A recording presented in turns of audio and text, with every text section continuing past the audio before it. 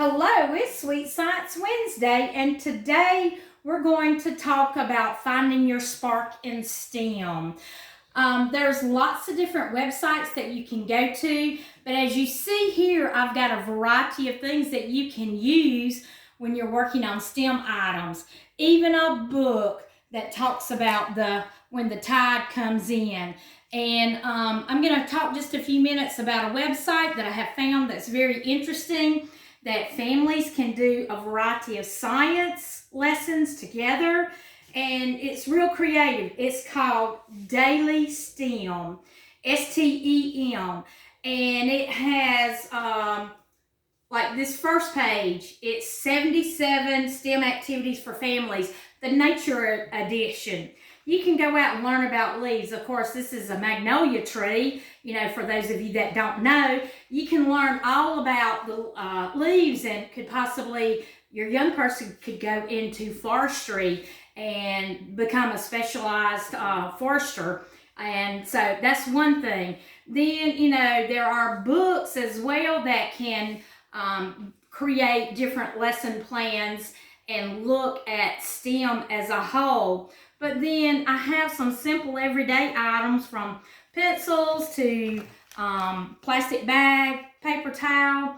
You can use the paper towel to moisten and put in a plastic bag, and use some seeds and watch them grow and then plant them. Of course, there's the food dye. You can do things like ocean in a bottle. But this Daily STEM site is very interesting. Not only do they have the nature edition, but they have 3 different sheets of simple STEM activities, such as take a walk in the backyard. We need to all get out a little bit more and not be cooped up all the time. Weed a garden and identify the weeds. How many of us know what weeds are? Some people think a dandelion is a weed, but a little kid will think a dandelion is where I can go make a wish and blow it to the 4 winds. So those are some simple things that you can do. Learning to measure with a tape measure, that's math. As I've said before, science is all about math, language arts, even history. So get interested in some science. You can even create a treasure hunt and map with clues. You can use Legos to create various science components. Traveling, that's another thing. You can get creative with traveling and learning STEM at the same time. There's a one-pager that talks about using books, different paper for journaling if they're old enough. The kids can even learn how to do origami, simple steps. Some things to make sure you have on hand are like tape and scissors, colored pens and pencils, and things of that nature. So when traveling, this would be a fun activity to do. What I loved about this site, Daily STEM, is there was 5 different pages that showed super STEM movies, and it had activities that you could do as a family. The movie, Cloudy with a Chance of Meatballs. Who didn't like that movie?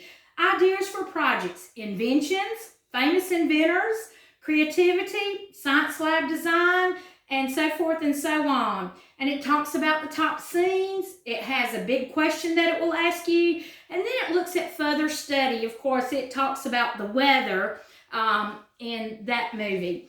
But a great website. You can incorporate all of this, from pipe cleaners, and you can get really actively engaged with your young person.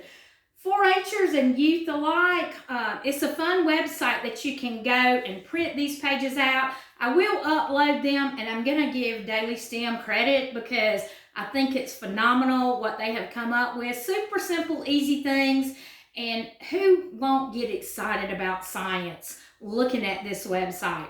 So I hope you've had fun learning a little bit more about science and the creative ways you can look at science and incorporate language arts, math, history, the whole 9 yards. Because remember, science happens every day, morning to night, and even when you're asleep, science is happening.